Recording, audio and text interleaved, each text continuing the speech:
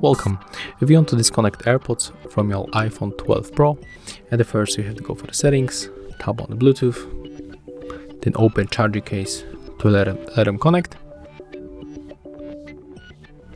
Okay, just skip it. I don't know what kind of the bug is, but we are actually connected.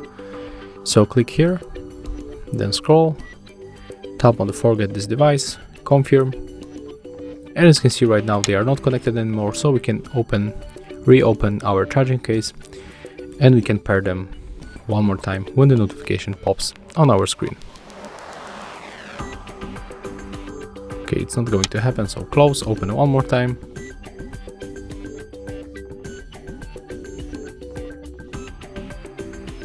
And here we are able to connect them. And that's how it looks. Thank you guys for watching. Leave thumbs ups, comments and subscribe to our channel.